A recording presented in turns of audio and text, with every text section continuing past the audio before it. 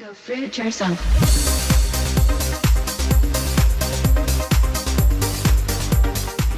Hey Fruit Bat, so as promised, this is a video on Miranda Kerr. She's a supermodel, she's a Victoria's Secret model, she has been on the cover of many magazines, she's a fellow Aussie as well, and she's got nearly 7 million followers on Instagram. To pinpoint Miranda's exact diet, it can be pretty confusing because she jumps between like a 5-2 diet, intermittent fasting, and then predictably she binges out on fried chicken, but then we've got her making a green smoothie which is vegan. So, I'm a little bit confused. I predominantly eat healthy and organic, and I know what works for my body. I've studied nutrition and I'm very passionate about the way the body works, so I know what to do.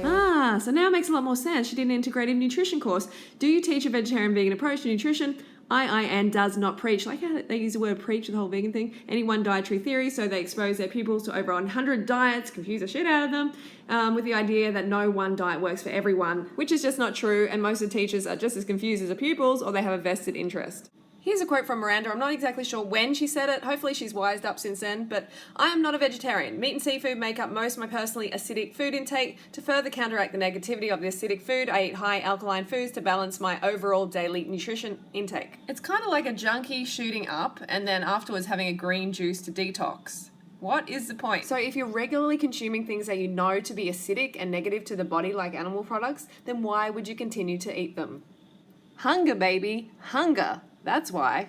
So in this Instagram shot of Miranda stuffing in the junk food, she says after show indulgence, it's all about a balanced 80-20 rule. So I try and stick to the 80-20 rule. So 80% healthy and 20% indulgent.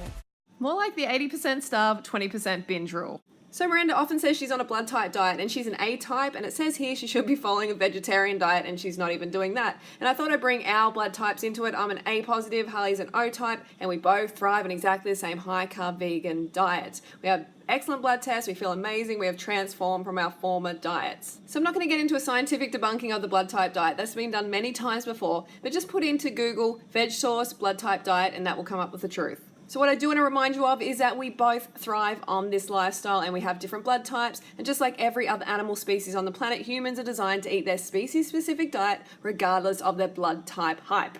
Miranda, I have a question for you. If your body is designed like a frugivore's, then why would you eat like a meat eater? It just doesn't make sense.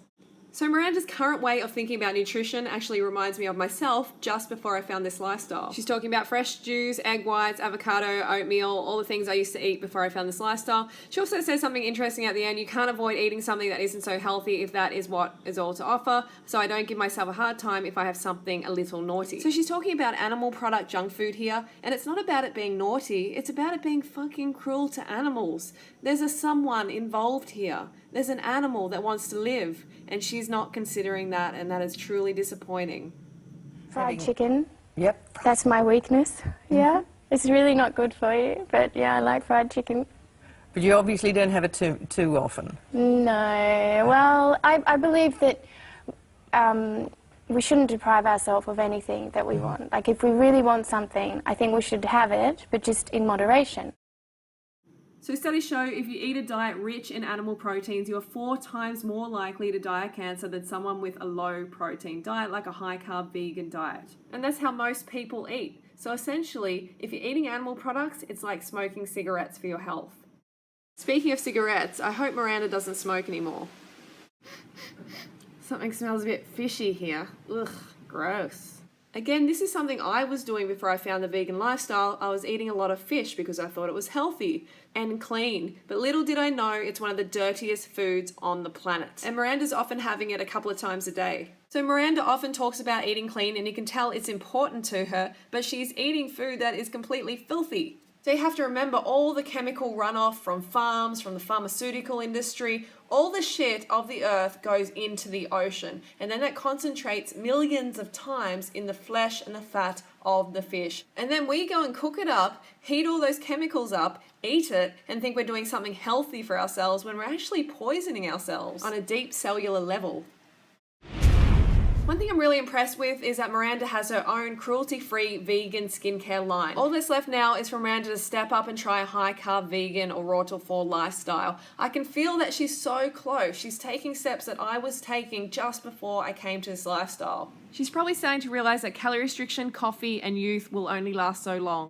Let's encourage her by letting her know about this video on Facebook, on Instagram, on Twitter, because you never know, she could give it a go. So Fruit Bats, that's my video for today. Don't forget to go fruit or root yourself. And as usual, give us a thumbs up if you appreciated this video and you want more of them, and I will see you tomorrow.